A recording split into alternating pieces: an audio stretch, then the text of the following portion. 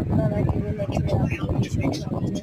আমি কয়েকদিন খুব অস্বস্তি আছি, এই জন্য আমার গলার ভয়েসটা আপনি বুঝতে পারছেন। আমার শরীরটা এতটা খারাপ, আমি একটা ভিডিও আপলোড করতে পারছি না।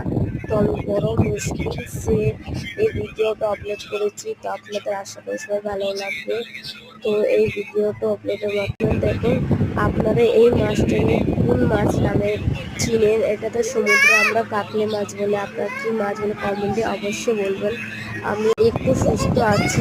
তো আলু তো মাছটা ফ্রাই করার পরে আমি মাছটা তুলে নিলাম ভেজে, তারপর আলু পটল মূলোগুলো দিয়ে সব ফ্রাই করে পাঁচফোড়ন দিয়ে ধুয়ে নিলাম। তারপরে অনেক সিম্পল অ্যান্ড অনেক সাদা তারা কিছু আমি রান্নাটা করি।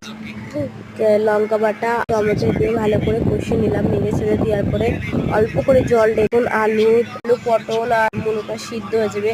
তারপরে লবণ মাধ্যমে দেওয়ার পরে ঝোলটা ফুটে গেলে তারপর মাছগুলো ঢালার পরে নামানোর কিছুক্ষণ আগে জিরি বাটাটা অল্প দিয়ে দিবেন। দিয়ে দেওয়ার পরে এটা হয়ে গেলে নামিয়ে বলবেন অবশ্যই আপনাদের এই রেসিপিটা কেমন লেগেছে। আশা করি সবাই ভালো লেগেছে। আমার শরীরটা এতটা অসুস্থ, আমি এই ভিডিওটা খুব মুশকিলসেই করেছি। তো আপনারা অবশ্যই বলবেন এই রেসিপিটা কেমন লেগেছে।